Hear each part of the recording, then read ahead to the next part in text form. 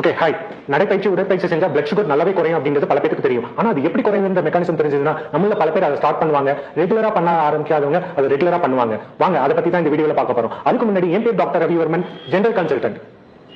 உடற்பயிற்சி செய்யறதுனால வர இமிடியேட் எஃபெக்ட் பத்தி இப்ப பார்ப்போம். நம்ம ரெகுலரா உடற்பயிற்சி செய்யும் போது நம்ம தசைகள்ல உள்ள குளுக்கோஸ் டிரான்ஸ்போர்ட்டர் 4 அப்படிங்கிற சேனல் ஓபன் ஆகி பிளட்ல உள்ள குளுக்கோஸ் இந்த செல்ஸ்க்குள்ள போகுது. இதனால பிளட்ல உள்ள குளுக்கோஸ் லெவல் நல்லா குறையுது. மேலும் செல்களின் பவர் ஹவுஸ் என்று அழைக்கப்படுற மைட்டோகாண்ட்ரியல் ஃபங்க்ஷன் அதிகமாகிறதுனால பிளட்ல உள்ள கொலஸ்ட்ரால் குளுக்கோஸ் லெவல் பர்ன் ஆகி இதோட லெவல் பிளட்ல நல்லாவே குறையுது.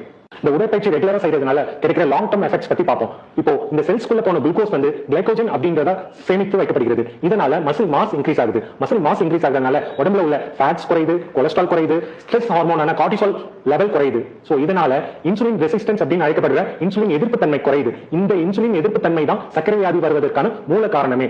உடற்பயிற்சிக்கான டைமிங் என்னதான் நம்ம காலையிலும் மாலையிலையும் ரெகுலரா எக்ஸசைஸ் பண்ணாலும் சமீபத்திய ஆராய்ச்சிகள்ல நம்ம சாப்பிட்டதுக்கு அப்புறம் 30 இருந்து 60 நிமிஷம் வரை போற எளிமையான நடைப்பயிற்சி வந்து நம்மளோட பிபிபிஎஸ் அதாவது post prandial blood sugar level சாப்பாட்டுக்கு பிந்திய சர்க்கரை அளவை நல்லாவே குறைக்கிறதுனால இதையும் நீங்க கன்சிடர் பண்ணலாம். உடற்பயிற்சி மற்றும் சர்க்கரை நோய்னு வரும்போது எப்பயாவது பண்ற ஹெவி இன்டென்சிட்டி எக்ஸசைஸை விட ரெகுலரா பண்ற கன்சிஸ்டன்சி இதுல ரொம்ப முக்கியம். மீண்டும் அடுத்த வீடியோவில் சந்திப்போம்.